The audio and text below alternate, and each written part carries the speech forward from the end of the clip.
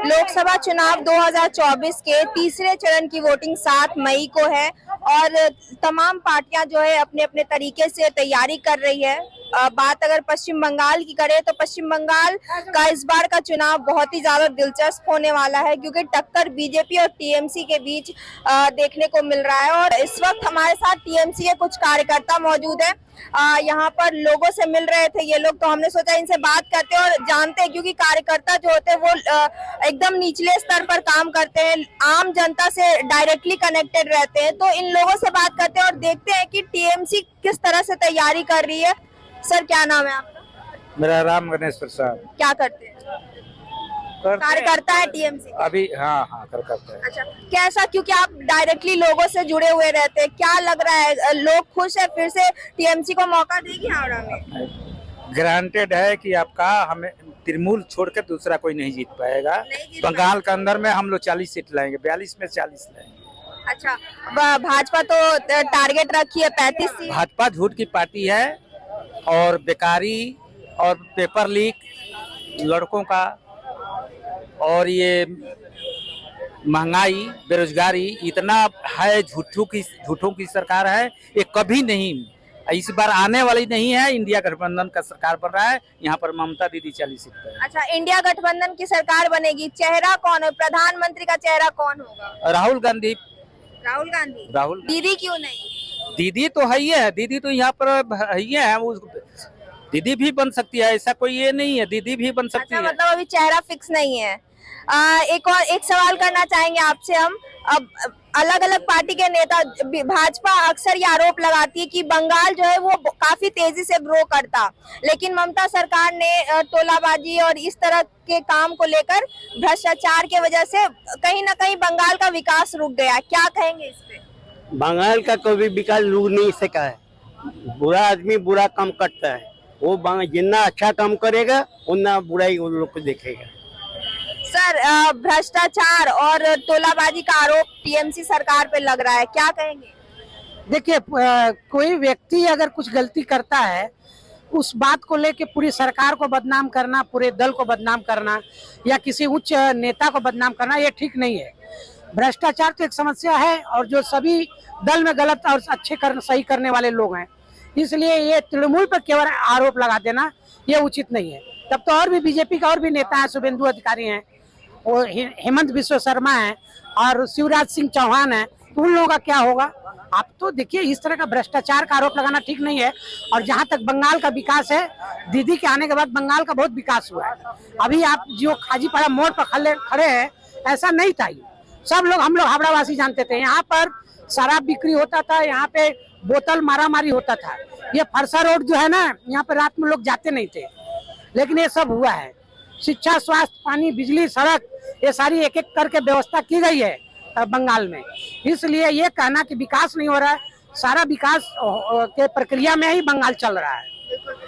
Sir, आपसे जानना चाहेंगे, क्या लग रहा है, क्योंकि आप डायरेक्टली लोगों से जुड़े हुए रहते हैं, क्या लग रहा है हावड़ा की जनता फिर से एक बार टीएमसी पर विश्वास जताएगी? हावड़ा की जनता प्रसून बनर्जी के ऊपर विश्वास करेगी, ममता बनर्जी के ऊपर विश्वास करेगी। प्रसून बनर्जी अपने कर कमलों द्वारा हावड़ा में जितने भी काम किए हैं, बंगाली एरिया में देख लीजिए, चाहे उधर बाली, बेलूर, लिलवा के तरफ देख लीजिए, मैं इसके आगे और कुछ नहीं बोलूंगा। प्रसून बनर्जी जी का ही देन है कि हमारे 35 नंबर वार्ड में विनय सिंह के समर्थन से, और क्या बोला जाता है, प्रसून बनर्जी का जो फंड होता है, फिर पूरा कोयला डिपो 10 वर्षों के बाद बना है, ये प्रसून बनर्जी जी का देन है। अच्छा, टीएमसी बंगाल में 42 में से कितनी सीटें जीत रही है? देखिए, अभी अगर यदि हम बोले पश्चिम बंगाल में, आप सवाल की हमसे कि 42 सीट में कितना सीट मिलेगा, मैं बीजेपी से सवाल करता हूं कि आप भगवान राम को हटा दीजिए तो बीजेपी 0 हो जाएगा।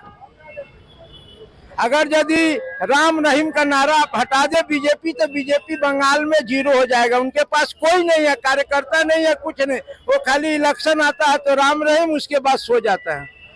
देखिए, तृणमूल इतना काम कर रहा है। आप देख लीजिए, फरसा रोड को ही देख लीजिए, आज से 10 बरस पहले फरसा रोड क्या था? आप तो आती जाती होंगी, 10 वर्षों के पहले फरसा रोड क्या था, अभी क्या हाल है?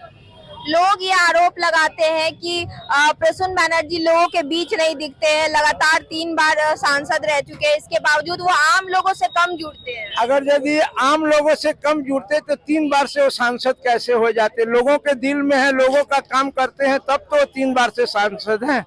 क्या सर, क्या लग रहा है, कितनी सीटें जीतेगी टीएमसी इस बार?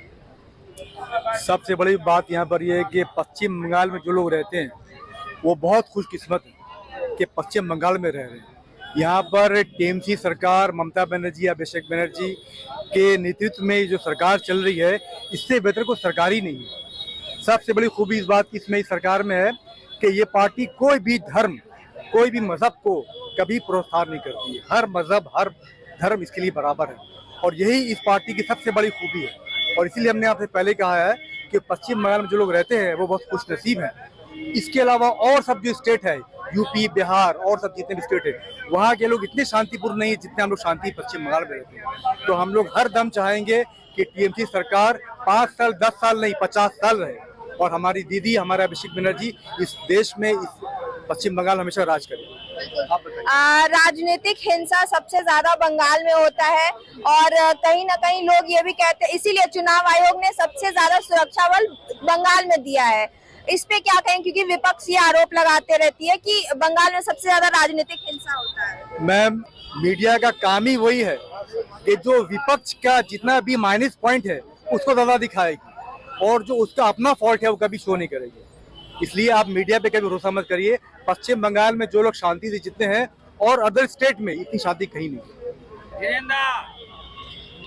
क्या सर, क्या लग रहा है लोगों से जब मिल रहे हैं, क्या लोगों का मिजाज क्या I है? cannot clearly speak in Hindi. अच्छा I can speak some English. अच्छा, ओके। बांग्ला बोलूं, दोनों में देंगे। We have gathered to receive our beloved leader Prasun Banerjee and moved 35 wards for voting purpose. What you can see, people are ready to choose Prasun Banerjee once again.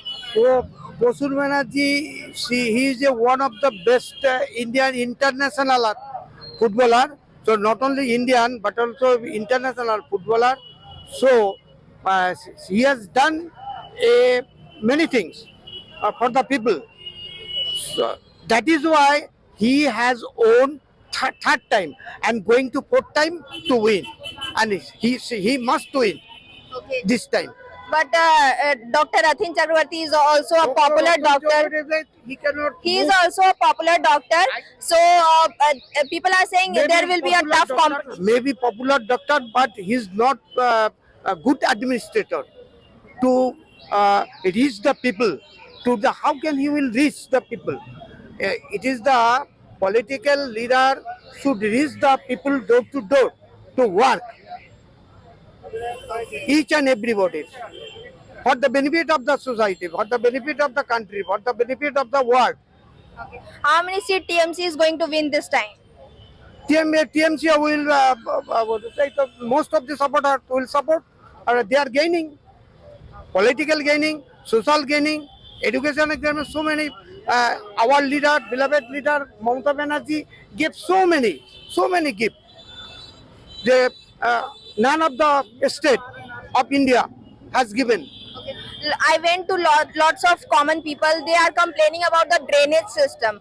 There are lots of drainage problem. Also the hospital.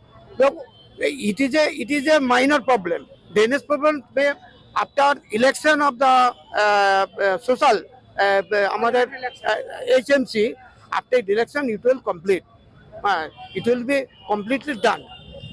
तो यहाँ पर हम लोगों से बातचीत कर रहे थे। हम इसी तरह अलग अलग जगह पर जाएंगे, हम लोगों से बातचीत करेंगे, उनके ओपिनियन आप तक लाते रहेंगे।